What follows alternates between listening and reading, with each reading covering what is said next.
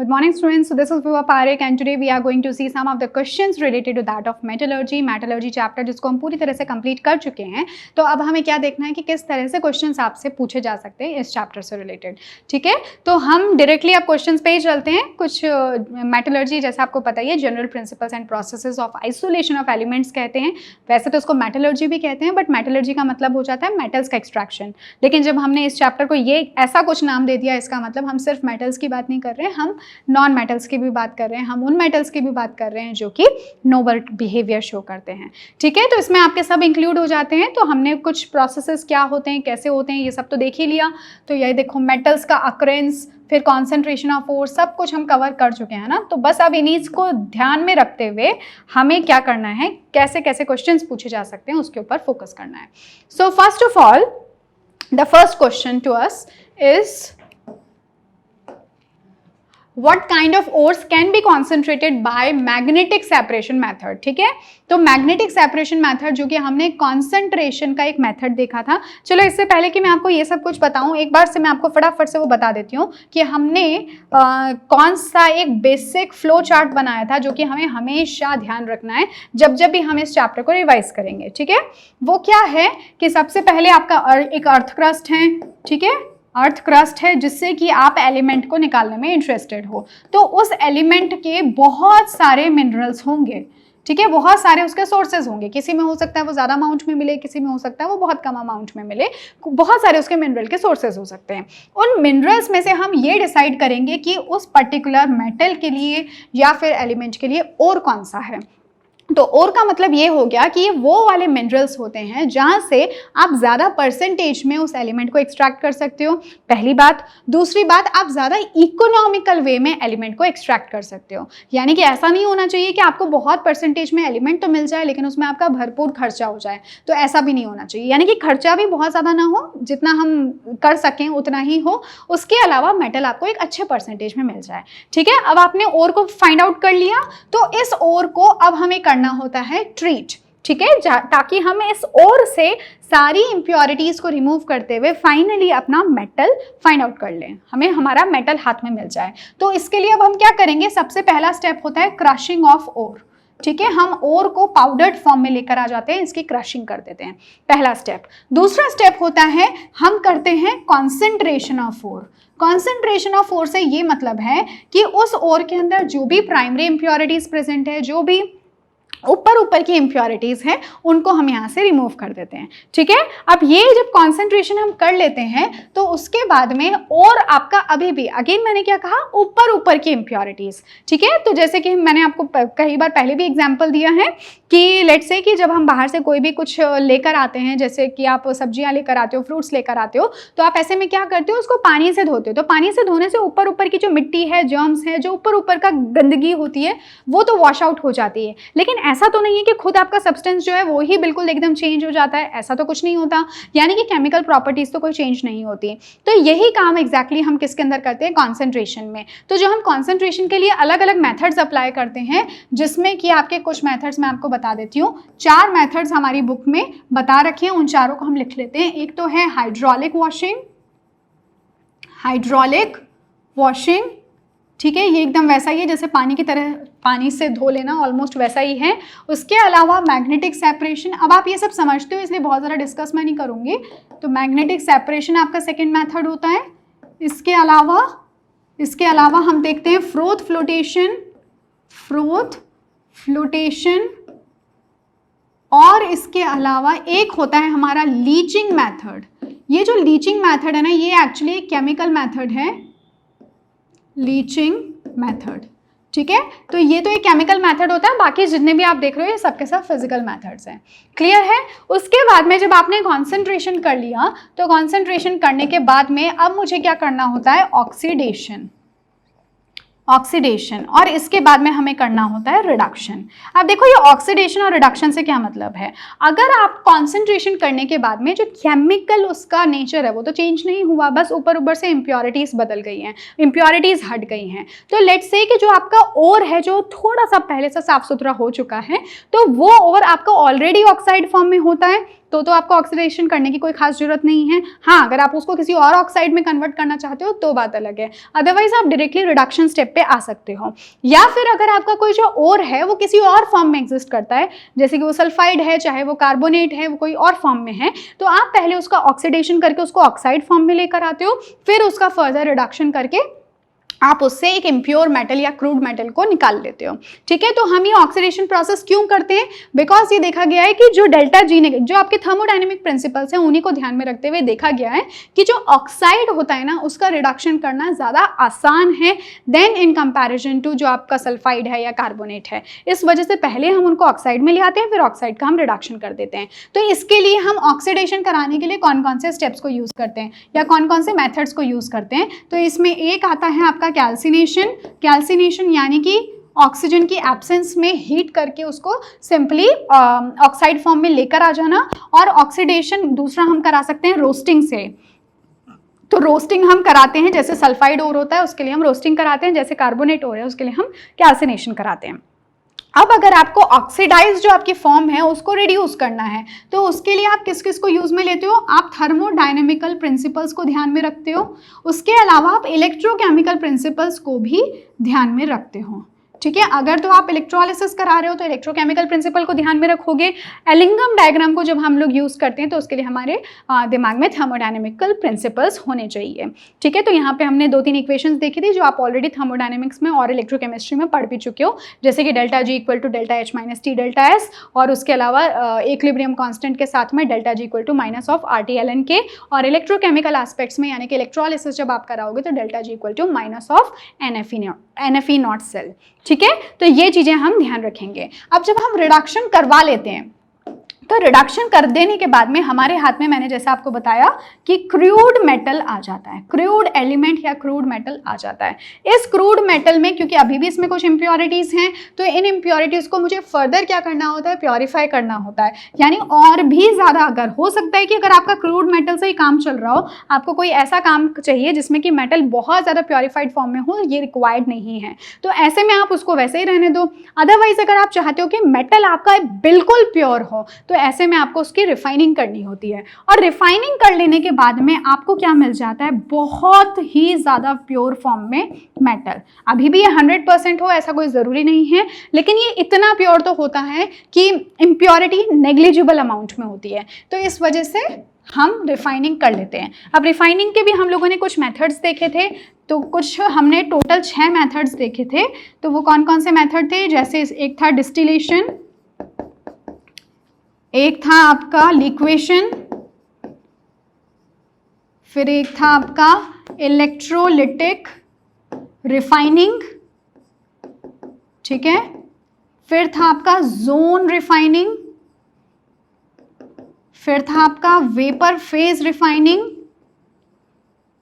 ठीक है, और लास्ट जो हमने पढ़ा था वो था आपका क्रोमैटोग्राफी। ठीक है, तो ये सारे के सारे हमने मेथड्स और ये सारे के सारे स्टेप्स हम लोगों ने देखे थे। आई होप आपको पूरा का पूरा चैप्टर एक बार में एक पिक्चर एक स्क्रीन के अंदर पूरा दिख गया होगा। ठीक है, अब बस इन्हीं को ध्यान में रखिए हमने कहाँ पे क्या पढ़ा था। अब हम लोग क्वेश्चंस को डिस्कस करना स्टार्ट करते हैं।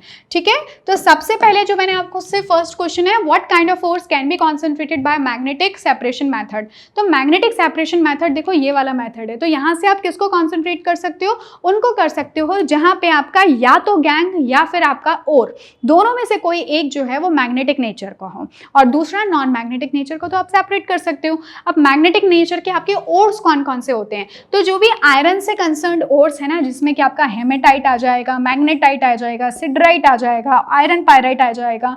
तो आयरन आपको पता है ये मैग्नेटिक नेचर का होता है, तो इस वजह से इनके सभी के सभी ओर्स कैसे मैग्नेटिक हैं। तो इनके साथ में मोस्ट प्रोबेबली जो आपकी वो रहती हैं क्या कहेंगे इम्प्योरिटीज़ यानी कि गैंग, वो सिलिका वगैरह ये सब होते हैं। तो वो तो क्योंकि नॉन मैग्नेटिक नेचर के हैं, तो आप इसको मैग्नेटिक सेपरेशन मेथड से क्या कर सकते हो? अलग कर सकते हो। उसके लिए आपको ध्यान होगा कुछ इस तरह का हमने सेटअप देखा था। ये आपके 2 रोलर्स होते हैं, इनमें से ये वाला जो रोलर है ना आपका, वो कैसा होता है? मैग्नेटिक नेचर का होता है। इसके ऊपर एक सीट बेल्ट लगी हुई होती है जो कि लगातार इन रोलर्स के साथ साथ में मूव करती रहती है। अब हम यहाँ पे क्या करते हैं, यहाँ से और जो है हमारा जो कि इम्प्योर है ऑफ कोर्स, तो उसमें इम्प्योर है यानी कि उसके अंदर इम्प्योरिटीज यानी कि उसमें गैंग भी प्रेजेंट है। ठीक है, साथ में गैंग प्रेजेंट है। तो जब हम इसको यहाँ से मूव कराते हैं, इस बेल्ट के ऊपर ये आते हैं, तो जो आपका ओर है क्योंकि वो मैग्नेटिक नेचर का है तो वो तो यहाँ पे चिपका रह जाता है, और जो गैंग है वो पहले ही यहाँ पे सेपरेट आउट हो जाता है। ठीक है, अब जब ये चिपका रह जाता है तो जब इसके बाद में इसका मैग्नेटिक इफेक्ट खत्म हो जाता है रोलर का, तो वो एक अलग लीप में क्या हो जाता है, इकट्ठा हो जाता है। ठीक है, इसको हमने एक वेसल में डाल दिया, इसको हमने दूसरे वेसल में डाल दिया। तो ये एक हमारा पूरा कंप्लीट प्रोसेस होता है मैग्नेटिक सेपरेशन का, सिंपल सा। क्लियर। देन हम बात करते हैं what is the significance of leaching in the extraction of aluminium. Aluminium में हम लीचिंग क्यों करवाते हैं? तो देखो, लीचिंग प्रोसेस में मैंने आपसे कहा था कि अगर लेट्स से कि आपका अलग अलग हो सकता है, जैसे कि लीचिंग प्रोसेस में कोई भी जो हम मेथड है उसको कब अप्लाई करेंगे, तो हमने देखा था कॉन्सेंट्रेशन के 4 मेथड्स थे। तो अगर हम एल्यूमिनियम के केस में बात करें, हाइड्रोलिक वॉशिंग से अगर लेट्स से कि जो गैंग है या इम्प्योरिटी है, प्राइमरी इम्प्योरिटी, वो रिमूव नहीं हो रही, तो हाइड्रोलिक वॉशिंग हमारे कोई काम का नहीं है, यानी कि वो ग्रेविटी सेपरेशन नहीं कर पा रहा। दूसरी तरफ मैग्नेटिक सेपरेशन, तो गैंग भी अगर मेरा मैग्नेटिक नेचर का नहीं है और एल्यूमिना तो मैग्नेटिक नेचर का होता ही नहीं है, तो मैग्नेटिक सेपरेशन को भी नहीं मैं यूज कर सकती। तो फ्रोथ फ्लोटेशन, ये तो सिर्फ सल्फाइड ओर्स के लिए होता है, तो हम एल्यूमिना के लिए वो भी यूज नहीं कर सकते। तो ऐसे में हमारे पास में लास्ट ऑप्शन क्या बच जाता है कि हम लीचिंग प्रोसेस को यूज करें, यानी कि कोई केमिकल हम वहां पे रिएक्शन करवा के एल्यूमिना को साफ सुथरा कर सकें। तो इस वजह से हम क्या करते हैं कि लीचिंग प्रोसेस को यूज करते हैं एल्यूमिनियम, मतलब बॉक्साइड जो है उसमें से प्राइमरी इम्प्योरिटीज को रिमूव करने के लिए। इसके लिए आप करते क्या हो, आप कॉन्सेंट्रेटेड सोडियम हाइड्रोक्साइड सॉल्यूशन के साथ में एल्यूमिनियम को ट्रीट करते हो, जिससे कि एक कॉम्प्लेक्स बन जाता है एल्यूमिनियम का। ठीक है, तो ये एल्यूमिनियम का वो कॉम्प्लेक्स है जो कि आपको यहाँ पे दिख रहा होगा। तो ये कॉम्प्लेक्स बन गया जब हमने उसको कॉन्सेंट्रेटेड सोडियम हाइड्रोक्साइड के साथ में ट्रीट किया eight a temperature of 473 to 523 kelvin. ठीक है, ये जो आपका कॉम्प्लेक्स है उसको जब हम लोग हीट करते हैं, तो ये देखो सोडियम सिलिकेट आपको मिल गया। अच्छा, ये वाला स्टेप इंपॉर्टेंट है कि ये जब सोडियम इस कॉम्प्लेक्स को हमने CO2 के साथ में इनर्ट एटमॉस्फेयर में ट्रीट किया, अगेन हमें इनर्ट में करना है। क्यों? क्योंकि अगर आप ऑक्सीजन की प्रेजेंस में कराओगे तो फिर से एल्यूमिना बन जाएगा, तो हमें इनर्ट एटमॉस्फेयर में CO2 की प्रेजेंस में कराना होता है। तो इससे हमें यहाँ पे एल्यूमिना का क्या मिल जाएगा, हाइड्रेटेड फॉर्म मिल जाएगा। तो इसको जब हम फर्दर हीट करेंगे, इस हाइड्रेटेड फॉर्म को देखो हमने हीट किया एट वेरी हाई टेम्परेचर, तो यहाँ से हमें मिल गया एल्यूमिना। एल्यूमिनियम नहीं मिला है, एल्यूमिना मिला है। अभी इस एल्यूमिना पे तो हमें बहुत काम करना है। अभी तो हम इससे जो हेल-हेरोल्ट प्रोसेस है उसके थ्रू हम क्या करेंगे, इसकी फर्दर हम इसका एक्सट्रैक्शन करेंगे और फाइनली हम इसकी इलेक्ट्रोलाइटिक रिफाइनिंग करेंगे, बहुत कुछ करेंगे, तब जाके हमारे हाथ में फाइनली एल्यूमिनियम प्योर फॉर्म में आएगा। ठीक है, तो आई होप आपको ये बात समझ में आ गई होगी। तो लीचिंग प्रोसेस हमने क्यों अप्लाई किया ये आप समझ गए हो। Then the next one is what is the role of depressant in the froth flotation process. हम फ्रोथ फ्लोटेशन प्रोसेस में डिप्रेसेंट्स को कब और क्यों यूज़ करते हैं? देखो, डिप्रेसेंट्स तब हम यूज़ करते हैं अगर हमारा गैंग यानी कि इम्प्योरिटी और हमारा ओर दोनों ही सल्फाइड हों। तो ऐसे में अगर दोनों के दोनों सल्फाइड होंगे तो दोनों के दोनों ऑयल की शीट दोनों के ऊपर लग जाएगी, ऑयल की शील्ड दोनों पे लग जाएगी, और एजिटेट करने पे जो झाग बनेगा, जो फ्रोथ्स बनेंगे, उसमें आपका गैंग भी आ जाएगा और उसी में आपका ओर भी आ जाएगा। तो कुल मिला के आप तो दोनों को सेपरेट करना चाह रहे थे, लेकिन वो तो दोनों के दोनों फिर से साथ में आ गए, तो कोई फायदा ही नहीं हुआ ये सारे प्रोसेस करने का। इस वजह से ताकि दोनों में से जो ओर है वो तो फ्रॉथ के साथ ऊपर आ जाए और उसको हम स्किम ऑफ कर सकें, लेकिन जो दूसरा है यानी कि गैंग है वो जो दूसरा है यानी कि गैंग है वो नीचे सेटल डाउन हो जाए, उसके लिए हम उसके अंदर कुछ केमिकल्स डाल देते हैं, कुछ रिएजेंट्स डाल देते हैं, जिनको हम कहते हैं डिप्रेसेंट्स। जैसे कि अगर हम एग्जांपल लें किसका, हम एग्जांपल लें ZNS और PBS का। ठीक है, तो इसमें क्या होता है कि हम देखते हैं कि जो आपका ZNS है ना, ये एक गैंग है, ये एक इम्प्योरिटी है, तो हम इसके अंदर सोडियम साइनाइड को डाल देते हैं। अब सोडियम साइनाइड क्या करेगा, जिंक सल्फाइड के साथ में रिएक्ट कर जाएगा। अब जो PBS होता है ना, वो इसके साथ में कोई रिएक्शन शो नहीं करता। इसी बात का फायदा उठाते हुए हम इसका एक कॉम्प्लेक्स बना लेते हैं, और ये कॉम्प्लेक्स जो है ये पानी में आपका डिजोल्व हो जाता है, क्योंकि कॉम्प्लेक्स है इसलिए पानी में डिजोल्व हो जाएगा ये। ठीक है, और जो PBS है वो आपका फ्रॉथ के साथ में ऊपर चला जाएगा और बाद में उस PBS को हम अलग कर लेंगे फ्रॉथ के साथ में। क्लियर है? तो ये है रोल आपके डिप्रेसेंट का, कि वो सिलेक्टिवली किसी एक सल्फाइड के साथ में, जिसमें कि मैक्सिमम टाइम्स आपका कौन होता है, गैंग ही होता है, उसके साथ में रिएक्ट करके उसको नीचे या तो सेटल डाउन करवा लेता है या फिर उसका कॉम्प्लेक्स बना के डिजोल्व फॉर्म में वाटर के अंदर रह जाता है। Clear? Okay. Why is the extraction of copper from pyrite is more difficult than that from its oxide? अच्छा, ये कह रहे हैं कि जो आपका कॉपर का सल्फाइड होता है, यानी कि ये Cu2S, हम इससे भी तो कॉपर को निकाल सकते थे, तो हम Cu2O से क्यों कॉपर को निकालते हैं? तो देखो, मैंने आपको पहले भी बताया था कि कोई भी सल्फाइड फॉर्म, कार्बोनेट फॉर्म होती है, तो पहले हम उसका ऑक्सीडेशन करा के ऑक्साइड बनाते हैं, फिर हम उसका रिडक्शन करवा देते हैं कॉपर या उस मेटल को फाइंड आउट लाने के लिए। तो हम क्या है, डायरेक्टली जब कॉपर सल्फाइड से कॉपर अगर निकालना चाहें, उसको रिड्यूस करना चाहें, तो ऐसे में है ना, जो थर्मोडायनेमिक प्रिंसिपल्स हैं वो फेवर नहीं करते हैं। इस वजह से हमें, हमारी मजबूरी है कि हमें कॉपर ऑक्साइड को ही चूज करना पड़ता है। तो देखो, अगर हम डेल्टा जी की वैल्यूज की बात करें ना, जब हम देखेंगे, ये मतलब आपको हमेशा पता ही हो ऐसा कोई जरूरी नहीं है, but since it is an NCERT question, तो आप इसलिए इस पर्टिकुलर एग्जाम्पल को जरूर ध्यान में रख सकते हो कि जो आपका कॉपर सल्फाइड होता है, उसके लिए जो डेल्टा जी की वैल्यू है ना, वो ज़्यादा नेगेटिव होती है CS2 से। ठीक है, होगा क्या, जब आपका कॉपर ऑक्साइड, देखो रिएक्शन कुछ इस तरह से होती है कि आपका कॉपर ऑक्साइड जो है ना, वो क्या करता है, जब रिएक्ट करता है, ये क्या फॉर्म करेगा, कॉपर फॉर्म करेगा, और साथ में किसके साथ में, कार्बन के साथ में। ठीक है, तो ये क्या बना देता है, आपका कॉपर बना देता है और CO2 गैस बना देता है। ठीक है, ये एक आपका रिएक्शन हो गया। अब ऐसे में, या फिर आप यहाँ पे कार्बन मोनोऑक्साइड ले सकते हो। ठीक है, क्योंकि हमें पता है कि हम कार्बन मोनोऑक्साइड को भी चूज कर सकते हैं एक रिड्यूसिंग एजेंट की तरह, और कार्बन को भी कर सकते हैं। हालांकि उसमें भी कुछ कुछ एस्पेक्ट्स आते हैं, उनको हमें ध्यान रखना होता है, बट चलो मैंने यहाँ पे कार्बन मोनोऑक्साइड ले लिया। एग्जैक्टली इसी तरह से अगर मैं यहाँ पे देखूँ, तो लेट्स से कि मैंने यहाँ पे CS2 को ले लिया। ठीक है, तो सॉरी, सल्फर को ले लिया, तो ऐसे में होगा क्या, यहाँ से कॉपर मिल जाएगा और CS2 मिल जाएगा। लेकिन हम क्या देखते हैं, जो डेल्टा जी नेगेटिव है ना, वो Cu2S के ज़्यादा फेवर करता है, यानी कि यहाँ से यहाँ में जाना ज़्यादा फेवर्ड प्रोसेस है। ठीक है, कॉपर और CS2। ठीक है, और ये है पूरा ही मिट गया, Cu। क्लियर। तो हम क्या देखते हैं कि ये वाला जो ये वाला स्टेप है, यानी कि जो रिवर्स स्टेप है, वो ज़्यादा फेवर करता है, क्योंकि उसका डेल्टा जी ज़्यादा नेगेटिव होता है। तो ऐसे में इसका रिडक्शन कराना कॉपर के अंदर वो तो फेवरेबल नहीं है, तो इस वजह से ये प्रोसेस हम चाहकर भी अप्लाई नहीं कर सकते। तो हम ऐसे में क्या करते हैं, पहले कॉपर सल्फाइड को कॉपर ऑक्साइड में हम कन्वर्ट करते हैं, क्यूप्रस ऑक्साइड में। अब ये जो प्रोसेस है ना, ये बिल्कुल आपका फेवरेबल है, डेल्टा जी CO2 के लिए ज़्यादा नेगेटिव है। यहाँ पे किसके लिए ज़्यादा नेगेटिव था, इसके लिए ज़्यादा नेगेटिव था, तो ये वाला प्रोसेस ज्यादा फेवर होता था, तो हमें ऐसे में कॉपर कभी नहीं मिलेगा। पर यहाँ पे क्योंकि कार्बन डाइऑक्साइड का बनना ज्यादा फेवरेबल होता है, तो साथ में हमें कॉपर भी मिल जाता है, यानी कि यहाँ पे आप इजीली रिडक्शन करा सकते हो। तो भले ही हमारे पास में कॉपर पायराइट हो, आप क्या करोगे, सबसे पहले Cu2S को आप Cu2O में, यानी कि ऑक्साइड में कन्वर्ट करोगे। इसके लिए आप कौन सा मेथड अप्लाई करोगे, रोस्टिंग।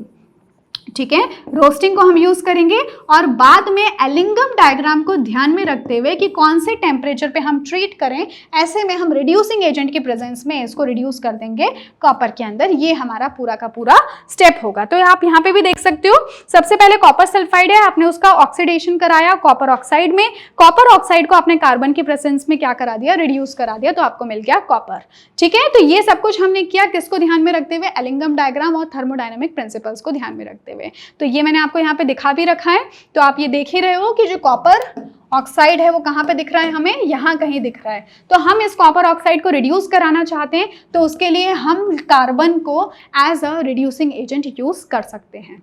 ठीक है, so now the next question is explain zone refining. ठीक है, तो ये देखो आप अपने आप से कर सकते हो, बिल्कुल एकदम डायरेक्ट क्वेश्चन है कि क्रोमेटोग्राफी और जोन रिफाइनिंग को आपको बताना है।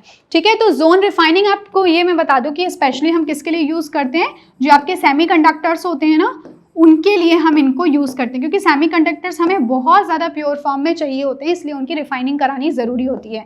इसमें आपके सिलिकॉन आ सकता है, आपका जर्मेनियम आ सकता है, इनकी हम रिफाइनिंग कराते हैं। ठीक है, और आपको ध्यान होगा कि हम इसमें क्या करते थे कि हम एक जोन क्रिएट करते थे, जहाँ पे कि आप देखते हो कि इम्प्योरिटीज़ जो है ना वो ज़्यादा सॉल्युबल है। इसका प्रिंसिपल ही यही है कि इनके में जो सॉल्युबिलिटी होती है किसकी, इम्प्योरिटी की, सॉल्युबिलिटी ऑफ इम्प्योरिटी वो किस में ज़्यादा होती है, मोल्टन मेटल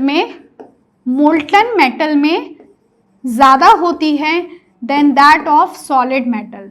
ठीक है, तो ये इसका प्रिंसिपल है। तो हम क्या करते हैं, हम ऐसे ऐसे जोन क्रिएट करते रहते हैं जहाँ पे कि आपका मेटल धीरे धीरे धीरे धीरे मोल्टन स्टेट में आए एक पर्टिकुलर जोन में। वहाँ पे क्योंकि सॉल्युबिलिटी ज़्यादा होगी तो धीरे धीरे क्या होगा कि सारा का सारा इम्प्योरिटी वो एक साथ में कॉन्सेंट्रेट कर देता है। कुछ इस तरह से आपको याद आ रहा होगा, एक इस तरह का कुछ सेटअप होता है, ठीक है, और यहाँ पे आपके ऐसा एक व्हील टाइप की बनी हुई होती है, ठीक है। ये व्हील जो है इसके ऊपर आपका हीटर होता है, तो ये एक जोन क्रिएट करता है। जिस जोन पे ये प्रेजेंट होता है, जहाँ पे वो हीटिंग करता है, वहाँ पे मेटल आपका लिक्विड स्टेट में आ जाता है, मोल्टन स्टेट में। अब हम धीरे धीरे धीरे धीरे इसको आगे आगे क्या करते रहते हैं, मूव कराते रहते हैं। तो साथ साथ में आपका मेटल इम्प्योरिटी को अपने साथ में लेते हुए एक जगह पे लास्ट में कॉन्सेंट्रेट कर देता है। तो लेट्स से कि उसने कॉन्सेंट्रेट कर दिया, एक बार यहाँ पे छोड़ दिया। अब एक बार में पूरी रिफाइनिंग तो पॉसिबल नहीं है, तो ऐसे में फिर हम उसको उसी डायरेक्शन में मूव कराते हैं, फिर वो और अपने साथ इम्प्योरिटीज लेकर आता है और यहाँ पे कॉन्सेंट्रेट कर देता है।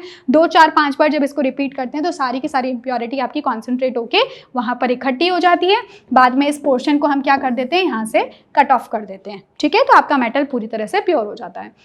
ये तो हो गई पहली बात। कॉलम क्रोमेटोग्राफी के अंदर क्या होता है, इसका प्रिंसिपल है कि जो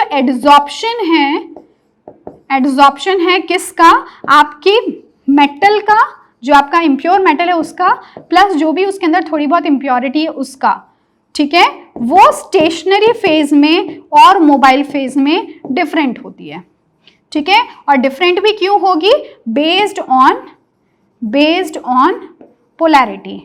उनमें से कोई एक होगा जो ज़्यादा पोलर होता होगा, एक होगा जो कोई कम पोलर होगा। बेस्ड ऑन दैट कोई एक होगा जो कि ज़्यादा स्टेशनरी फेज में रहना पसंद करेगा, जबकि दूसरा होगा जो ज़्यादा मोबाइल फेज में रहना पसंद करेगा। जिसकी टेंडेंसी मोबाइल फेज में रहने की ज़्यादा है वो पहले एल्यूट आउट हो जाएगा, और जिसकी स्टेशनरी फेज पे रहने की ज़्यादा टेंडेंसी है वो बाद में एल्यूट होगा। इस वजह से उन दोनों का क्या हो जाता है, सेपरेशन, ठीक है। Okay, so the next one is out of carbon and carbon monoxide which is a better reducing agent at 673 Kelvin। मैंने आपको कहा था किसी भी एक सर्टेन टेम्परेचर पे जिसका भी कर्व नीचे की साइड होता है उसके लिए डेल्टा जी की वैल्यू ज़्यादा नेगेटिव होती है, यानी कि वो एक ज़्यादा स्पॉन्टेनियस प्रोसेस है, यानी कि वो एक ज़्यादा बेटर रिड्यूसिंग एजेंट हो सकता है। अब आप सबसे पहले तो ये देखो कि 673 केल्विन है कहाँ पे, ठीक है, तो हमें पता चल जाएगा। तो देखो ये है आपका 500 केल्विन, ये है आपका 1000 केल्विन, तो 673 मैं यहाँ कहीं मान लेती हूँ, है ना, यहाँ पे कहीं पे आपका 673 केल्विन होता होगा, ठीक है। तो इस 673 केल्विन पे हमें ये बताना है कि कार्बन और कार्बन मोनोऑक्साइड में ज़्यादा अच्छा रिड्यूसिंग एजेंट कौन है। तो देखो ये जो ग्राफ है ये तो है आपका कार्बन मोनोऑक्साइड का, और ये वाला ग्राफ मुझे कुछ कार्बन का दिखाई दे रहा है, ठीक है। तो ये आप पॉइंट अगर मैं इन दोनों को हाईलाइट कर लूँ तो देखो नीचे की साइड किसका पॉइंट है, मतलब नीचे की साइड किसका कर्व है, तो वो है कार्बन मोनोऑक्साइड का। So this means that carbon monoxide is a better reducing agent, कोई दिक्कत नहीं है। जबकि आप देख रहे हो कि ये जो 983 केल्विन का टेम्परेचर है ना, इसके ऊपर आपका अच्छा रिड्यूसिंग एजेंट कौन है, अब कार्बन है, पर 673 पे है अगर हम बात करें तो वो कौन है, कार्बन मोनोऑक्साइड है। Clear, okay. So the next one is name the common elements present in anode mud in the electro refining of copper. देखो कॉपर की जब हम इलेक्ट्रो रिफाइनिंग करते हैं तो याद करो हम लोगों ने इलेक्ट्रो रिफाइनिंग जब की थी तो हम क्या करते थे कि एक तरफ जो हमारा एनोड है उस पर तो हम इम्प्योर मेटल को लेते थे और कैथोड पे हम प्योर मेटल को लेते थे। और फिर मैंने आपसे कहा था क्योंकि कॉपर की जो टेंडेंसी जो आपका कॉपर है उसकी टेंडेंसी क्या होगी, ज़्यादा उसकी टेंडेंसी होगी रिड्यूस होने की, तो वो रिड्यूस होने के लिए कैथोड पे चला जाएगा और जो इम्प्योरिटी है वो नीचे आपकी सेटल डाउन हो जाएगी। अभी आपसे ये कह रहे हैं कि वो कौन कौन से इम्प्योरिटीज हैं, तो ये सिल्वर हो सकता है, गोल्ड हो सकता है, प्लैटिनम हो सकता है, यानी कि ये वो इम्प्योरिटीज हैं जो कि कहीं ना कहीं सिमिलर हैं कॉपर से कुछ नेचर में। इस वजह से क्या है कि वो इनके साथ में एग्जिस्ट करती होंगी, तो इलेक्ट्रो रिफाइनिंग प्रोसेस में इवन ये वाली इम्प्योरिटीज भी आपकी सेपरेट आउट हो जाएंगी, ठीक है। तो बड़ा सिंपल सा था, इसमें आपको ध्यान होगा हम लोगों ने एनोडिक और कैथोडिक दोनों रिएक्शंस लिखी थी जो कुछ इस तरह से थी, वो भी आपसे पूछा जा सकता है।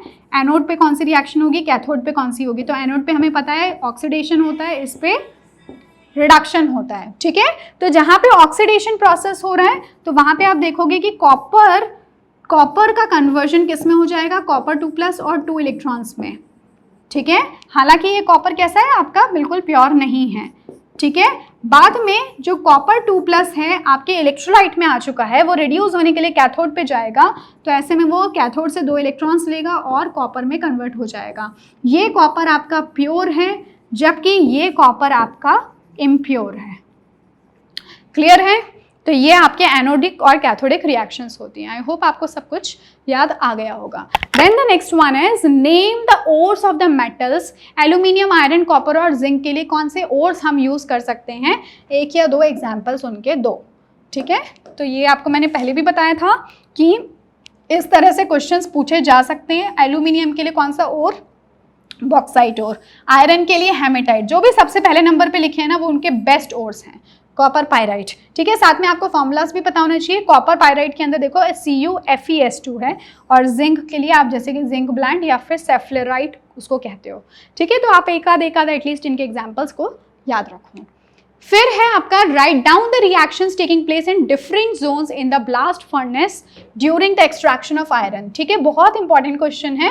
तो इसमें आपसे क्या कह रहे हैं कि ब्लास्ट फर्नेस में जब हम एक्सट्रैक्शन कराते हैं आयरन का तो कौन कौन से डिफरेंट रिएक्शंस होते हैं वो बताओ। याद करो, मैंने आपको है ना 4 जोन्स बताए थे। मैंने आपको 4 जोन्स बताए थे। एक तो था कंबशन जोन, ठीक है, कंबशन जोन, जिसमें आप क्या देखते थे ना, चलो वो बाद में बात करते हैं। दूसरा आपका था कौन सा? Reduction zone, reduction zone.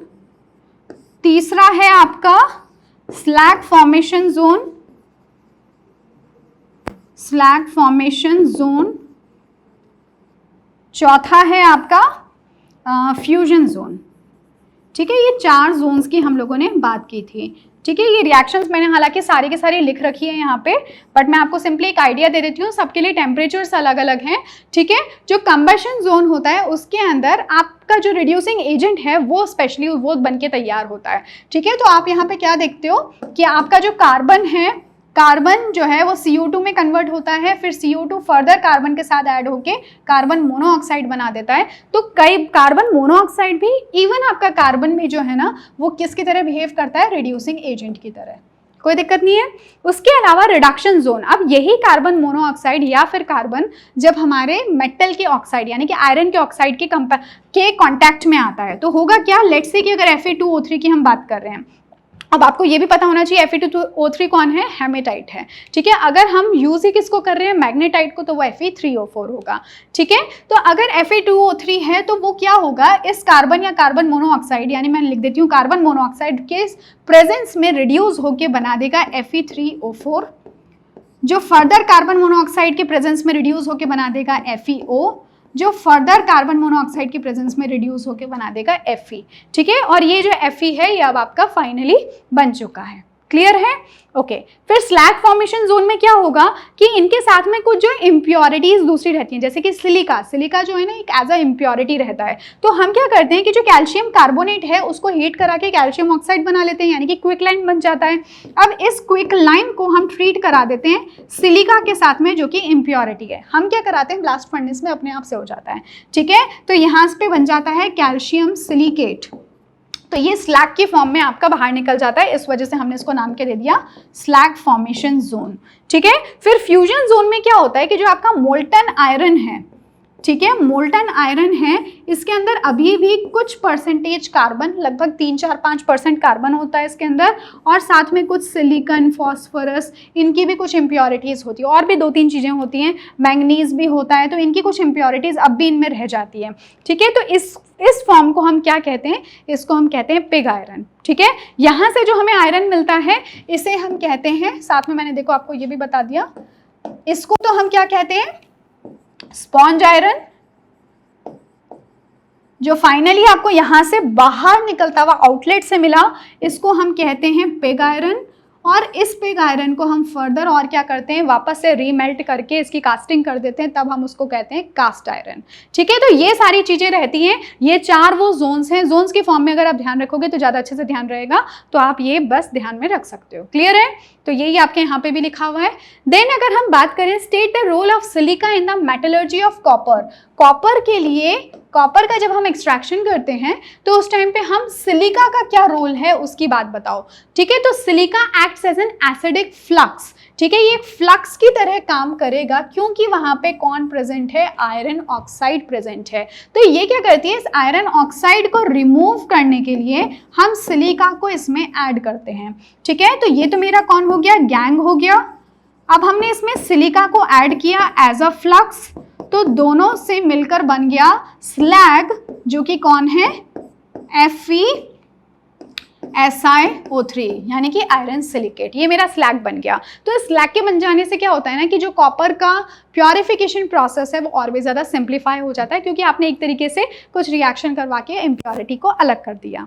ठीक है, तो ये है रोल किसका, ये है रोल सिलिका का जब हम कॉपर का प्योरिफिकेशन करते हैं तब।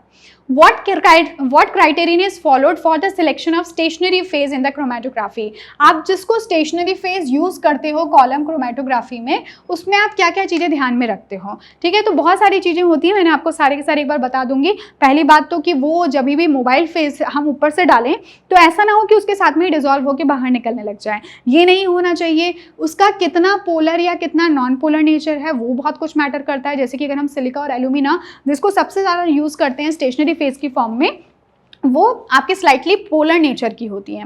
ठीक है, तो ये वाला एक पॉइंट हो जाता है। ऐसे करके उनकी पैकिंग बहुत स्ट्रांग हो, ऐसा ना हो कि मोबाइल फेस डालने के बाद में उसमें एयर बबल्स आ जाएं या फिर उसमें क्रैकिंग हो जाए, तो उससे हमारा पूरा कॉलम डिस्टर्ब हो जाएगा। तो बहुत सारे इंपॉर्टेंट पॉइंट्स होते हैं, एक बार फटाफट से इनको देख लेते हैं। It should have high but selective adsorption, ये तो सबसे फोरमोस्ट इंपॉर्टेंट पॉइंट है कि एड्सॉर्प्शन वो अच्छे से करवा सके, क्योंकि हमारा प्रिंसिपल ही किसका है, एड्सॉर्प्शन का। The particle should be spherical in shape, ठीक है, यूनिफॉर्म साइज के होने चाहिए, कोई भी टेढ़े मेढ़े पार्टिकल्स नहीं होने चाहिए, और साइज भी बहुत माइन्यूट होनी चाहिए, फाइन पार्टिकल्स होने चाहिए। The adsorbent should not react chemically, ऐसा ना हो कि आपके कंपोनेंट्स के साथ में वो खुद ही जाके केमिकल रिएक्शन करने लगे, ऐसा नहीं होना चाहिए। The adsorbent should contain as small amount of the soluble component as possible, ठीक है, उसके अंदर सॉल्युबल अमाउंट में भी मतलब कोई कंपोनेंट नहीं होना चाहिए कि जो कि खुद ही सॉल्युबलाइज हो जाए। ठीक है, उसके अलावा the adsorbent should be catalytically inactive, ऐसा ना हो कि वो खुद ही कैटलिस्ट की तरह बिहेव करने लगे, और कैसा न्यूट्रल सर्फेस प्रोवाइड करे। शुड बी इजीली अवेलेबल, बहुत ज़्यादा कॉस्टली हो ऐसा भी नहीं होना चाहिए, और वो परफेक्ट वाइट होने चाहिए, ताकि आपको जो भी बैंड्स वहाँ पे बनेंगे मेटल के या फिर इम्प्योरिटी के, या फिर आप किसी भी जनरल मिक्सचर की बात करें तो उसमें हर एक कंपोनेंट का बैंड आपको सेपरेटली दिखाई दे। अदरवाइज अगर वाइट नहीं होगा, खुद ही डार्क कलर का हुआ, तो फिर कंपोनेंट्स हमें इजीली विजिबल नहीं होंगे। ठीक है, तो ये बात हो गई। फिर है giving examples differentiate between roasting and calcination. देखो, रोस्टिंग का मतलब होता है कि ऑक्सीजन की कंटिन्यूस सप्लाई के साथ में मेटल से लो मेल्टिंग पॉइंट पे, यानी कि मेटल का जो मेल्टिंग पॉइंट है उससे कम मेल्टिंग पॉइंट पे जब हम ऑक्सीजन की प्रेजेंस में हीटिंग करवाते हैं किसी भी मेटल के सल्फाइड की, तो उसको हम कहते हैं रोस्टिंग। जबकि कैल्सिनेशन क्या होता है, सिंपली हीटिंग होती है, आपने हीट करवाया और आपको ऑक्साइड मिल गया। ठीक है, तो आप ये देखते हो कि जो कैल्सिनेशन है ये आपको कार्बोनेट्स के केस में देखने को मिलता है। इसमें सप्लाई हम कोई अलग से एयर की करवाते नहीं है, जो थोड़ी बहुत एयर आसपास में प्रेजेंट है दैट इज सफिशिएंट, हम इसमें कोई अलग से एयर की सप्लाई नहीं करते।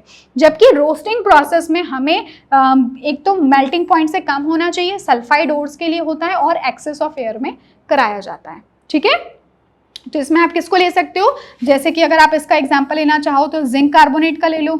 ठीक है, और यहाँ पे आप लेना चाहो तो Cu2S का ले लो। क्लियर है, तो ये सब आपके एग्जाम्पल हो गए। फिर है differentiate between minerals and ores. तो ये आप जानते ही हो कि जो मिनरल्स होते हैं, सभी सोर्सेज जो कि मेटल्स के हैं, जो कि अर्थ क्रस्ट में प्रेजेंट हैं, वो सब के सब क्या हैं, मिनरल्स। ठीक है, लेकिन उन मिनरल्स में से भी वो वाला मिनरल जहां से आप इकोनॉमिकल तरीके से, सिंपल तरीके से, ज़्यादा परसेंटेज में आप मेटल को एक्सट्रैक्ट आउट कर सको, उनको हम ओर्स कहते हैं। ठीक है, और एक बात, all ores are minerals but all minerals are not ores, ये भी इंपॉर्टेंट है। आपसे इवन क्वेश्चन यहाँ से भी पूछा जा सकता है कि justify the statement that all ores are minerals but all minerals are not ores. ठीक है, फिर है why copper matte is put in silica lined converter. जब हम लोग कॉपर मैट को लेते हैं, ठीक है, कॉपर मैट है is put in silica, silica के अंदर उसको क्यों लाइन किया गया होता है। देखो, अभी थोड़ी देर पहले ही मैंने वो क्वेश्चन बताया था। तो उससे क्या होता है, जो सिलिका है ना वो एक फ्लक्स की तरह एक्ट करता है। ठीक है, ये जो सिलिका है ये किसकी तरह एक्ट करेगा, फ्लक्स की तरह। तो इस वजह से जो वहाँ पे गैंग प्रेजेंट है आयरन ऑक्साइड को, उसके साथ में ये फ्लक्स दोनों मिलकर स्लैग बना लेंगे। तो बिल्कुल वही वाली चीज है, ये आपका कौन होगा, गैंग होगा, और ये आपका फ्लक्स होगा। तो FeO और सिलिका दोनों क्या करेंगे, FeSiO3 बना लेंगे, जो कि एक स्लरी की ऑलमोस्ट फॉर्म में होगा, तो इसका जो रिमूवल होता है वो ज़्यादा आसान हो जाएगा। ये कौन है? ये हमारा इम्प्योरिटी है, ये हमारा गैंग है, ये फ्लक्स है, और दोनों ने आपस में मिलके बना लिया स्लैग। क्लियर? ओके, कोई अभी डिस्कस किया था ये तो हमने। फिर है उसके बाद, why is zinc not extracted from zinc oxide through reduction using carbon monoxide. देखो जिंक को, जैसे इसमें एक फिगर आई थिंक शायद मैंने नहीं दी है, चलो कोई बात नहीं। तो जो जिंक है, जिंक हमें जिंक का एक्सट्रैक्शन करना है, ठीक है, रिडक्शन करना है जिंक ऑक्साइड से। तो हम कार्बन मोनोऑक्साइड को भी यूज कर सकते थे, हम कार्बन को भी यूज कर सकते थे, पर हमने किसको चूज किया? हमने कार्बन मोनोऑक्साइड को। Why zinc not extracted from the zinc oxide through reduction using carbon. हमने किसको चूज किया? हमने चूज किया कार्बन को, ना कि कार्बन मोनोऑक्साइड को। तो इसका क्या पॉसिबल रीजन हो सकता है? तो इसका पॉसिबल रीजन अगेन आपको थर्मोडायनेमिक प्रिंसिपल्स ऑफ मेटलर्जी को ध्यान में रखते हुए देखना है, यानी कि यहाँ पे आपका डेल्टा जी का फैक्टर, टेम्परेचर का फैक्टर, डेल्टा एस का फैक्टर, सारी चीजें अब आपकी पिक्चर में आ जाएंगी। ठीक है, तो आप यहाँ पे क्या देखते हो, जैसे कि आपका जिंक ऑक्साइड है, कार्बन मोनोऑक्साइड के साथ में जिंक और कार्बन डाइऑक्साइड बना देता है। ये हमारा क्या है? ये हमारा एक रिडक्शन प्रोसेस है। ठीक है, अब आपका क्वेश्चन ये है कि हम कार्बन मोनोऑक्साइड की जगह पे कार्बन को भी तो यूज कर सकते थे, मतलब हम कार्बन को ही यूज करते हैं, हम कार्बन मोनोऑक्साइड को क्यों नहीं यूज करते हैं? तो एक्चुअली यहाँ पे जो आपका फैक्टर आता है ना, वो है एंट्रोपी का। ठीक है, एंट्रोपी का फैक्टर। तो अगर एंट्रोपी इंक्रीज हो then that is good for the reaction to occur, है ना। तो हम क्या चाहते हैं कि हमारी according to this equation delta G equal to delta H minus T delta S, इसके अकॉर्डिंग डेल्टा जी ज्यादा से ज्यादा नेगेटिव हो, इसके लिए डेल्टा एस को पॉजिटिव होना चाहिए। पर अगर डेल्टा एस जो है वो अगर आपका जीरो हो जाए या नेगेटिव हो जाए then this won't favour the reaction to occur. तो ऐसे में हम क्या देखते हैं कि ये वाला जो हमारा प्रोसेस है, इसके अंदर एक्चुअली ये देखो, ये सॉलिड फॉर्म में है, यहाँ पे भी आपको कुछ सॉलिड जैसा ही मिल रहा है, ये गैसियस फॉर्म में है, यहाँ पे भी आपको कुछ गैस जैसा ही मिल रहा है। तो एक्चुअली होता क्या है कि एंट्रोपी में कोई बहुत ज़्यादा यहाँ पे फर्क नहीं आ रहा, तो ऑलमोस्ट आप कह सकते हो कि डेल्टा एस की value almost equal to zero है, which is not at all favourable, है ना। ये ही अगर जीरो हो गया तो उसके बाद तो हम पूरी तरह से डेल्टा एच के ऊपर डिपेंडेंट हो गए। तो ताकि ये वाली चीज को हम अवॉइड कर सकें, इसलिए हम कार्बन मोनोऑक्साइड की जगह पे कार्बन को यूज करते हैं। अगर हम कार्बन को यूज करेंगे तो देखो क्या होगा, तो ZnO प्लस कार्बन, तो इससे भी मिलेगा तो हमें Zn प्लस CO ही। ठीक है, यही चीज हमें मिलेगी यहाँ पे। या फिर हो सकता है कि अगर आप इसको पूरी तरह से बैलेंस करके देखो तो आपने देखा था दो तरह से आपको कार्बन मिल रहा था, कार्बन डाइऑक्साइड भी मिल सकता है, कार्बन मोनोऑक्साइड भी मिल सकता है। फाइनली कार्बन डाइऑक्साइड फिर से कार्बन के साथ रिएक्ट करके कार्बन मोनोऑक्साइड ही बना देता है। तो ऐसे में आप क्या देखते हो कि ये आपका जो जिंक ऑक्साइड है देखो सॉलिड है, तो ये सॉलिड है, ये भी सॉलिड है, ये सॉलिड है, पर ये गैस है। तो आप देख रहे हो ना कि अब हम रैंडमनेस की तरफ जा रहे हैं। पहले दोनों सॉलिड थे, अब आपके पास में क्या है, एक गैस आ चुका है। इसका मतलब अब इसके लिए डेल्टा एस की वैल्यू कैसी है, ग्रेटर देन जीरो है, जो तो अच्छी बात है। इस वजह से हम कार्बन को ज्यादा फेवर करते हैं then that of carbon monoxide. Clear है? ओके। उसके बाद में the value of delta F G naught यानी कि Gibbs free energy for the formation of chromium oxide is -540 kilojoule per mole. ठीक है, क्रोमियम ऑक्साइड के बनने के लिए जो डेल्टा जी है वो कितना है, -540 किलोजूल पर मोल है, and that of alumina is -827 kilojoule per मोल। तो आपको ये बताना है, is the reduction of chromium oxide possible with aluminium? क्या हम एल्यूमिनियम को यूज करके क्रोमियम ऑक्साइड को रिड्यूस कर सकते हैं क्या? तो इसका मतलब मेरे को एल्यूमिनियम पूछा गया है कि क्या ये मेरा एक रिड्यूसिंग एजेंट हो सकता है कि नहीं हो सकता। तो पहली बात तो आप क्या करोगे, क्रोमियम ऑक्साइड को आप रिड्यूस कराना चाहते हो, यानी कि रिएक्शन ऑपोजिट हो जाएगी। ठीक है, तो ऐसे में जब मैं रिएक्शन को ऑपोजिट लिखूंगी तो मैं पूरा बैलेंस नहीं कर रही इसको, तो ये क्या हो जाएगा, क्रोमियम प्लस O2। तो ऐसे में डेल्टा जी की वैल्यू कितनी हो जाएगी, plus of 540 kilojoule per mole. ठीक है, अब ये प्लस ऑफ 540 है, और इसका जो रिएक्शन है ये तो बिल्कुल ऐसा ही रहेगा रिएक्शन, क्योंकि एल्यूमिनियम को ही तो हम यूज कर रहे हैं। तो ये हो गया Al2O3। इसके लिए जो डेल्टा जी की वैल्यू है वो कितनी हो गई, -827। ठीक है, अब आप खुद सोचो, अगर इन दोनों रिएक्शंस को मैं आपस में कंबाइन कर दूं तो क्या हो जाएगा। So this will become Cr2O3 plus aluminium और इससे हमें मिल जाएगा क्रोमियम प्लस Al2O3। और अगर ऐसे में मुझे डेल्टा जी को फाइंड आउट करना हो तो डेल्टा जी क्या हो जाएगा? So this will be minus of 827 and plus of 540। चाहे कुछ भी आए answer, but this is obvious कि जो भी वैल्यू आएगी वो कैसी होगी? डेल्टा जी की नेगेटिव। इसका मतलब ये रिएक्शन फेवरेबल होगा और यहाँ पे रिडक्शन हो सकता है। इसका मतलब you can take aluminium as a reducing agent in order to reduce chromium oxide. Clear है? बस ऐसी सिंपल सी चीज़ें हैं, ये हमें करनी होती हैं। और ये भी हमें कहाँ से पता चला? Because of the thermodynamical principles of metallurgy. ठीक है, क्लियर? और कुछ आइडिया, इतनी हमने मेहनत की, अगर हमने डायरेक्टली क्या किया होता, हमने एलिंगम डायग्राम को देखा होता तो हमें इतनी सारी कैलकुलेशन करने की भी जरूरत नहीं होती। हम ऑटोमेटिकली अंडरस्टूड ये समझ जाते कि वो मेटल जो कि नीचे प्रेजेंट है कर्व में, वो अपने से ऊपर वाले मेटल ऑक्साइड्स को रिड्यूस कर देगा, क्योंकि उसके लिए डेल्टा जी नेगेटिव ज़्यादा होगा उसके ऑक्साइड के फॉर्मेशन का। ठीक है, तो ये हम डायरेक्टली भी देखकर बता सकते थे अगर हमने एलिंगम डायग्राम देखा होता। ठीक है, हालांकि ये एलिंगम डायग्राम का ही एक से ही बेस्ड क्वेश्चन है। फिर है out of carbon and carbon monoxide which is better reduce. अरे एग्जैक्टली यही क्वेश्चन अभी हमने थोड़ी देर पहले किया था कि जिंक ऑक्साइड के लिए हम कार्बन को चूज करें कि कार्बन मोनोऑक्साइड को चूज करें। तो अब आई होप आप जानते हो कि आंसर क्या है। तो आंसर बेसिकली ये है कि कार्बन मोनोऑक्साइड के साथ में बहुत ज्यादा कोई खास एस के अंदर यानी एंट्रोपी में फर्क नहीं आता। जबकि यहाँ पे आप क्या देख रहे हो कि यहाँ पे ये सॉलिड फॉर्म में है, कार्बन भी सॉलिड है। यहाँ पे जिंक तो सॉलिड है पर कार्बन कैसा है? गैसियस है। इस वजह से यहाँ पे हम क्या देखते हैं कि डेल्टा एस जो है वो कौन सी रिएक्शन को फेवर कर रहा है? वो फेवर कर रहा है इस रिएक्शन को, क्योंकि डेल्टा एस तो पॉजिटिव होना चाहिए ना। Entropy should always be positive for a reaction to be spontaneous. और यहाँ पे आप क्या देख रहे हो कि delta S is almost equal to 0। तो ऑब्वियसली ये वाली जो रिएक्शन है ये ज्यादा फेवर होगी। इसका मतलब हम कार्बन को चूज करेंगे as a reducing agent instead of zinc, instead of carbon monoxide. Clear है? सिंपल था। फिर है the choice of a reducing agent. The choice of a reducing agent in a particular case depends on thermodynamic factor. How far do you agree with this statement? Support your opinion with 2 examples. देखो यार, अब तो ये बार बार बताने की जरूरत नहीं है। एलिंगम डायग्राम में हम जो भी कुछ पढ़ रहे हैं वो सब कुछ किसको ध्यान में रखते हुए है? Delta G equal to delta H minus T delta S. एक तो इस इक्वेशन को ध्यान में रख के, और दूसरी कौन सी equation? Delta G is equal to minus of R T L N K. इन दोनों को ही तो ध्यान में रख के सब कुछ बताया जा रहा है, जिसमें कि हम ये देखते हैं कि एलिंगम डायग्राम में जो मेटल आपका नीचे की साइड में प्रेजेंट है वो अपने से ऊपर के मेटल ऑक्साइड्स को रिड्यूस कर देगा। जैसे कि एग्जाम्पल इन्होंने कहा आपको एग्जाम्पल देना है, तो मैं डायरेक्टली एग्जाम्पल को देकर ही आपको समझा देती हूँ कि यहाँ पे अगर हम इस टेम्परेचर की बात करें जहाँ पे कि इनका इंटरसेक्शन पॉइंट है, ठीक है, ये टेम्परेचर कुछ यहाँ पे इस तरह से है। ठीक है, लगभग अगर हम बात करें तो ये 1400 डिग्री सेल्सियस के आसपास का टेम्परेचर होगा।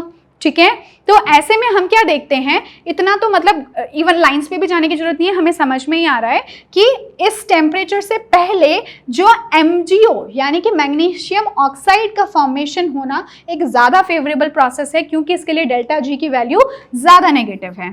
तो डेल्टा जी की वैल्यू किसके लिए ज़्यादा नेगेटिव है?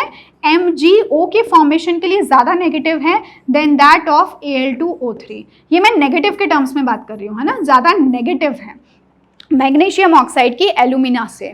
इस वजह से मैग्नीशियम से मैग्नीशियम ऑक्साइड बनना ज़्यादा फेवरेबल प्रोसेस है।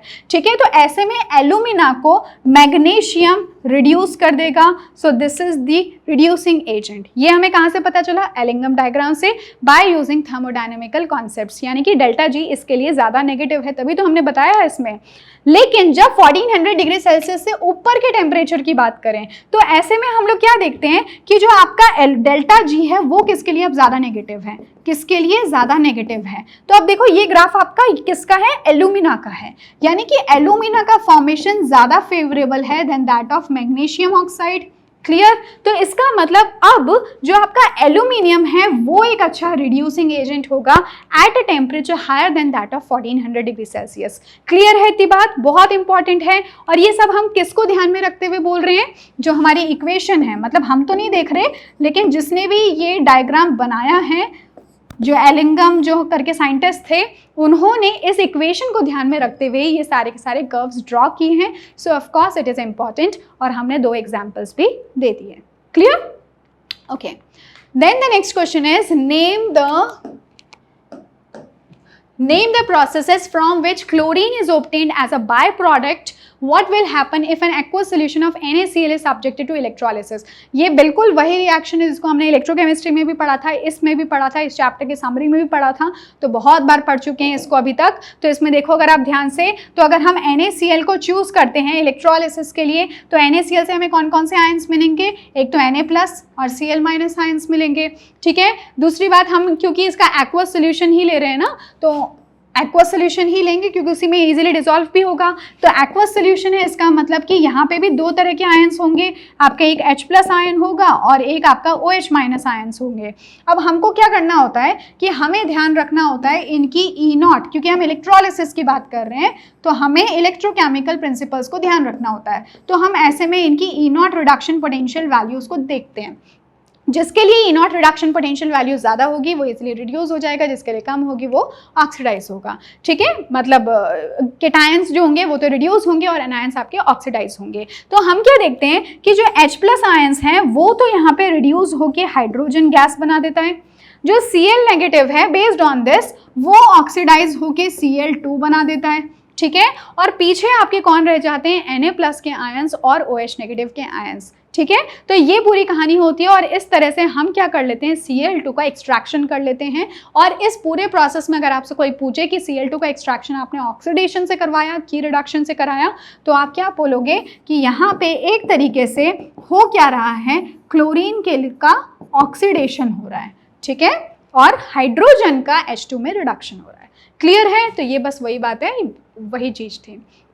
फिर है what is the role of graphite rod in the electrometallurgy of aluminium. याद करो हम लोगों ने देखा था कुछ इस तरह का स्ट्रक्चर था, इस तरह का डायग्राम, हमने कुछ ऐसा सेटअप देखा था कि ये बाहर से तो कैसा है, स्टील का है, लेकिन अंदर इसके एक लाइनिंग है, किसकी, वो लाइनिंग होती है कार्बन की, ठीक है।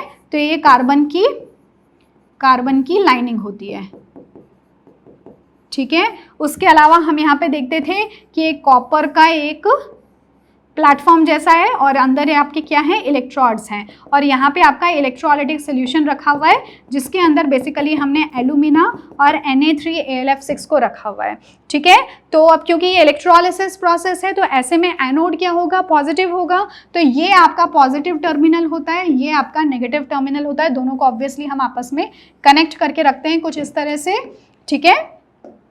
फिर आप ये देखते हो कि इसके अंदर आपका Al2O3 साथ में कौन प्रेजेंट होता है, Na3Al(F6), क्लियर है।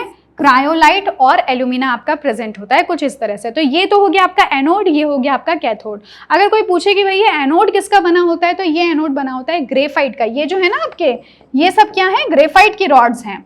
तो ये आपका किसका बना हुआ है, ग्रेफाइट का। तो आपसे क्वेश्चन में यही पूछा गया है कि ये जो ग्रेफाइट है ना, इसका क्या इंपॉर्टेंस है। तो ये आपका एनोड है, यही इसकी इंपॉर्टेंस है। तो एनोड है तो ये क्या करेगा, इसका ऑक्सीडेशन होगा, और कैथोड है तो उस पर रिडक्शन होगा। तो आप क्या देखते हो कि कैथोड पे जो एल्यूमिनियम के आयंस हैं, ये जो हैं Al3+ के आयंस हैं, वो क्या करते हैं, वो रिड्यूस होते हैं कैथोड पे जाकर। और एनोड पे क्या होता है कि ये जो कार्बन है, ग्रेफाइट मतलब कार्बन, तो कार्बन क्या करता है, एल्यूमिनियम का ही जो ऑक्सीजन है उसको निकाल लेता है, ठीक है। तो कार्बन एल्यूमिनियम के ऑक्सीजन को निकाल के CO2 बना लेता है, और बाद में यही जो CO2 है, कार्बन क्या करता है, एल्यूमिनियम का ऑक्सीजन लेकर कार्बन डाइऑक्साइड बना लेता है। बाद में ये जो CO2 है ये कार्बन लेकर कार्बन मोनोऑक्साइड बना लेती है। और अगर कैथोड की बात करें तो कैथोड पे क्या होगा कि जो Al3+, साथ में ऑब्वियसली इलेक्ट्रॉन्स भी आपके रिलीज होते हैं ना, वो आप देख लेना, शायद 2 इलेक्ट्रॉन्स और 3 इलेक्ट्रॉन्स ऐसा कुछ होता है, एक बार आप देख लेना कि कितने इलेक्ट्रॉन्स यहाँ पे बैलेंस करके। जो भी इलेक्ट्रॉन्स यहाँ से रिलीज होंगे उन इलेक्ट्रॉन्स को कौन ले लेगा, एल्यूमिनियम, और इसका रिडक्शन हो जाएगा एल्यूमिनियम के अंदर। ठीक है, तो ये पूरा प्रोसेस है। तो एनोड का क्या इंपॉर्टेंस है, तो ये ग्रेफाइट रॉड आपका एनोड होता है, और एनोड का इंपॉर्टेंस ये है कि यहाँ पे ऑक्सीडेशन होगा, जिसकी वजह से ही तो रिडक्शन हो पाएगा एल्यूमिनियम के आयंस का। क्लियर है? और इस प्रोसेस को इस प्रोसेस को हम कहते हैं हेल-हेराल्ड प्रोसेस। देन है आपका outline the principles of refining of metals by the following methods. ठीक है, जोन रिफाइनिंग मैंने आपको ऑलरेडी समझा दिया। अगर आपके कभी इस तरह के क्वेश्चंस आ जाते हैं तो आपको ध्यान रखना है, हालांकि आपको ये भी ध्यान रखना है कि आपसे कितने मार्क्स का क्वेश्चन पूछा जा रहा है बेस्ड ऑन दैट, लेकिन आप अगर जैसे 3 या 4 मार्क्स का क्वेश्चन होता है तो ऐसे में आप ध्यान रखोगे कि आप उसका प्रिंसिपल बताओगे, साथ में अगर उसके लिए कोई फिगर है आपकी बुक में, क्या है, कोई फिगर दे रखा है, कोई डायग्राम दे रखा है तो आप वो बताओगे, और साथ में उसका एग्जाम्पल बताओगे। और अगर उससे भी ज़्यादा मार्क्स का क्वेश्चन हुआ तो आप उसका प्रोसेस भी बताओगे। ठीक है, तो ये चीज़ें हमें ध्यान रखनी होती है जब भी हमसे कोई क्वेश्चन पूछा जाता है। सिंपली अगर 1 मार्क का क्वेश्चन है तो आप उसका प्रिंसिपल बता दोगे एक एग्जाम्पल के साथ। ठीक है, तो जोन रिफाइनिंग में हम क्या देखते हैं कि ये सेमीकंडक्टर्स के लिए यूज़ होता है। ये किसके लिए यूज़ होता है, जो आपके सेमीकंडक्टर्स होते हैं उनके लिए, सेमीकंडक्टर्स के लिए। और इसमें जो प्रिंसिपल है वो ये है कि इम्प्योरिटीज़ की सॉल्युबिलिटी किस में ज़्यादा होती है, लिक्विड मेटल में ज़्यादा होती है then that of solid metal. Clear है? तो ये हो गया इसका प्रिंसिपल। इलेक्ट्रोलिटिक रिफाइनिंग की बात करें तो यार यहाँ तो कुछ भी नहीं है। इलेक्ट्रोलिटिक रिफाइनिंग में आप ये याद रखोगे कि जो एनोड है वो आपका इम्प्योर होगा, जबकि जो कैथोड है वो आपका कैथोड कैसा होगा, प्योर होगा। ठीक है, प्योर का बना हुआ होगा। इसी के ऊपर आके रिडक्शन होगी, आपको प्योर मेटल मिल जाता है। ये चीज़ें आपको ध्यान रखनी है। उसके अलावा जो आपका E0 रिडक्शन पोटेंशियल की वैल्यूज़ है उसी के बेसिस पे सारा रिडक्शन और ऑक्सीडेशन बेसिकली होगा। ठीक है, तो ये चीज़ें हो गई। वेपर फेज रिफाइनिंग में क्या ध्यान रखते हो आप, पहली चीज़ कि आपका मेटल ऐसा होना चाहिए जो कि रिएजेंट की प्रेजेंस में वॉलेटाइल हो सके, वॉलेटाइल फॉर्म में आ सके, यानी कि कुछ रिएक्शन करके ऑब्वियसली इस रिएजेंट के साथ में वॉलेटाइल फॉर्म में आ सके, और बाद में ये जो वॉलेटाइल फॉर्म है वो क्या हो, इजीली डिकम्पोज हो जाए, किसके अंदर, आपके मेटल के अंदर। ठीक है, मेटल के अंदर इजीली डिकम्पोज हो जाए। यहाँ पे हमने 2 डिफरेंट प्रोसेसेस देखे थे। जैसे निकल के लिए जो हम यूज़ करते थे उसको मॉन्ड्स प्रोसेस कहते थे, और वैन आर्कल मेथड हम यूज़ करते थे जिरकोनियम और टाइटेनियम के लिए। तो ये 3 चीज़ें हैं। इसको आप बेस्ड ऑन दैट कि आपको कितने मार्क्स का क्वेश्चन दिया गया है उस हिसाब से आप इसको एक्सप्लेन करोगे। फिर है नेक्स्ट क्वेश्चन है हमारे पास, predict the conditions under which aluminium might be expected to reduce magnesium oxide। ठीक है, तो ये आपको एलिंगम डायग्राम को देखकर ही बताना होता है कि एल्यूमिनियम को अगर आप यूज करना चाहते हो as a reducing agent for magnesium oxide तो आप कब इसको काम में लोगे। देखो, अब आप ऑलरेडी मैंने आपको ये वैसे एक्सप्लेन कर ही दिया है कि ये है आपका वो वाला टेम्परेचर। ठीक है, ये है वो टेम्परेचर जहाँ पे कि इंटरसेक्शन हो रहा है। This is 1400 degree Celsius.